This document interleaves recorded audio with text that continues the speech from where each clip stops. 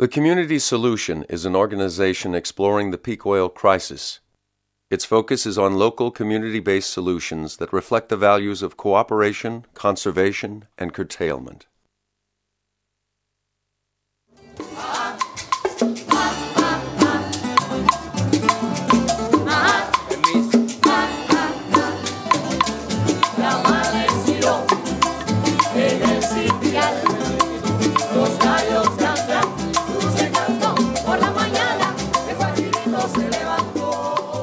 The breakup of the Soviet Union in the early 1990s created a major economic crisis in Cuba known as the Special Period. So we have, from 1989 to 1992-93, a free fall of the economy of 34% of GDP, gross domestic product. When I tell you free fall of the economy, trying to imagine an airplane suddenly lose their engines. It was really a crash. Cuba lost 80% of its export and import markets. Oil imports dropped by more than half. Buses stopped running, factories closed, electricity blackouts were common, and food was scarce. People almost starved. In reality, when this all began, it was a necessity. People had to start cultivating vegetables wherever they could. Over the next decade, Cuba took drastic steps to find solutions. It is the first country to face the crisis that we will all face. The peak oil crisis.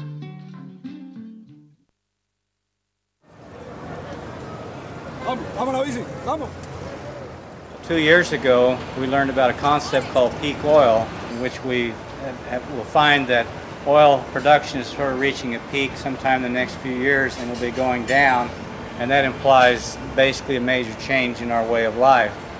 And what we've discovered is that Cuba, because their own artificial peak oil was imposed on them when the Soviet Union collapsed, is actually a model for what's going to take place in the rest of the world. So we wanted to see if we can capture what is it in the Cuban people and the Cuban culture that allow to go through this very difficult time without competing over scarce resources. And we think Cuba has a lot to show the world about how to deal with energy adversity, which I think we'll all be facing.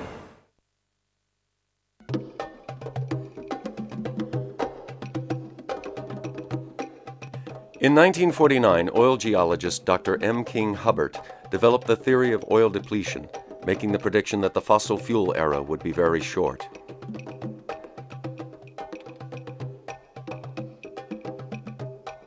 In 1956, he forecasted that American oil production in the continental 48 states would reach peak production in 1970. Production did peak that year, as he predicted. In 1974, Hubbert testified to a Senate subcommittee warning of the dangers of declining fossil fuels in an exponential growth culture. The U.S. oil peak in 1970, combined with a crisis in the Middle East, led to severe oil shortages and an economic crisis in the country. Americans experienced record high interest rates, long gas lines, the highest gasoline prices in history, recession, and a declining stock market. Government films were produced explaining the problem. We were caught by surprise with a crisis that could recur and recur unless the entire country recognized the dangers of a quite real energy shortage. Our industrial progress and economic growth was fired by what many seemed to look on as endless energy. But warning signs were there. I think it's going to end with everybody changing their habits. During this time, gas purchases were restricted to every other day, long gas lines appeared, and the speed limit was lowered. President Carter formed a task force, which in 1980 published the Global 2000 Report to the President. The report pointed out that by the year 2000, half of all the oil available in the world would have been consumed. Carter had begun a new energy policy. Tax credits were offered for alternative energy, and wind turbines began to appear on the landscape. But then Alaska's Prudhoe Bay and the oil fields of the North Sea came online. The oil crisis eased and prices dropped. Carter's call for frugality and care was rejected. Ronald Reagan moved into the White House and dramatically cut research and development for alternative energy. It was morning in America again, and the country went to sleep for a generation. But the problem didn't go away, as oil consumption continued to increase year after year. In 1997, petroleum geologist Dr. Colin Campbell wrote The Coming Oil Crisis. 3 years later, he founded the Association for the Study of Peak Oil, known as ASPO, and held the first meeting on peak oil in Sweden in 2002. Dr. Ken DeFay, a Princeton oil geologist, published Hubbert's Peak in 2001, followed 2 years later by Richard Heinberg's seminal work, The Party's Over. In 2005, Matt Simmons' book, Twilight in the Desert, challenged the stated oil reserves of Saudi Arabia. A flood of books and magazines began to appear on the market. 25 books were published in 2004 and 2005, and hundreds of articles in newspapers and magazines.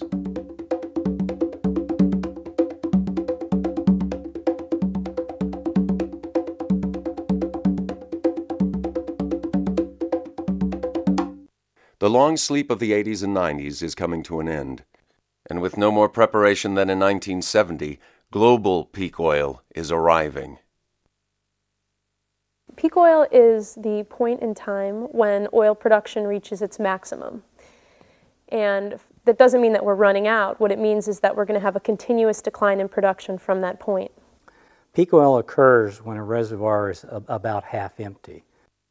Reservoir pressure drops to the halfway point, and so less and less oil will be extracted each year.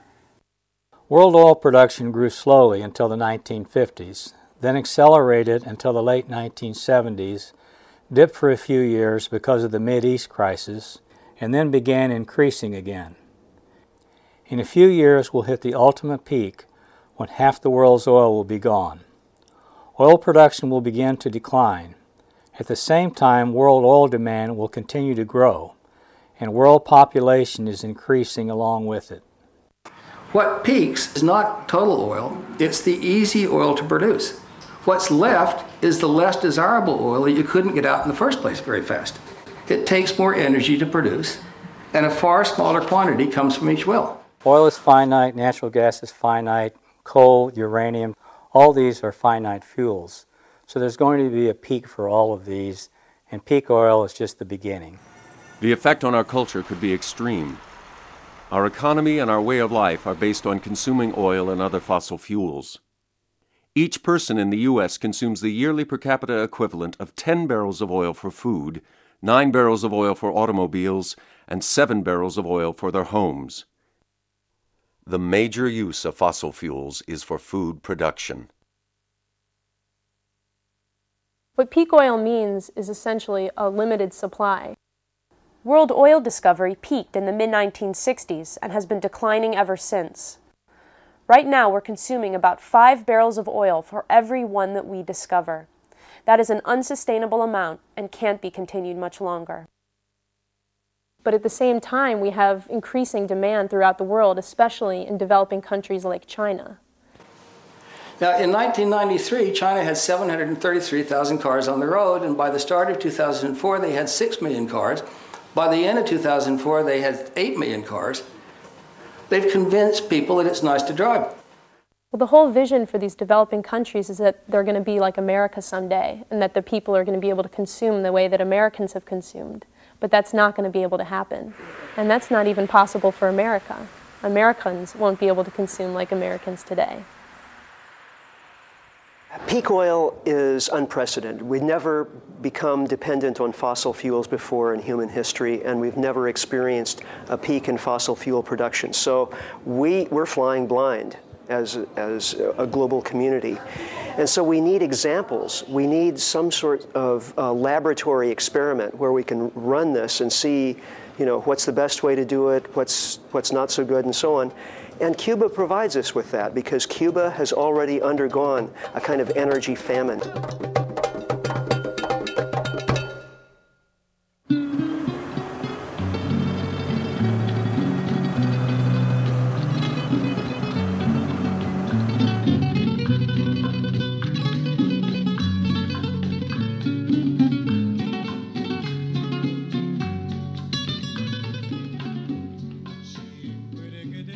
After the Soviet Union, oil import dropped from 13-14 million tons a year to only 4.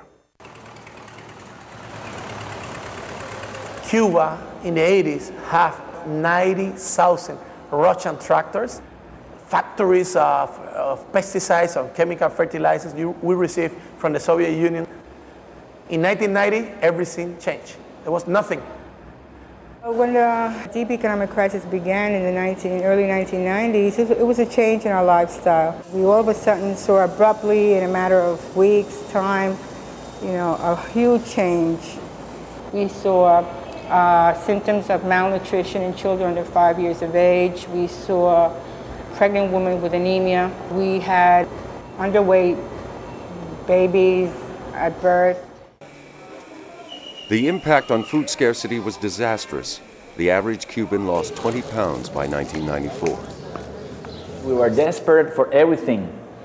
We don't care about first world quality standards on any commodity. We just need food. It doesn't matter what you bring, we will buy it. Without imported fuel oil, it was impossible for Cuba to generate the electricity it needed, resulting in blackouts throughout the country. Well, we had, at that time, power cuts that lasted for many, many hours, maybe up to 14, 16 hours a day.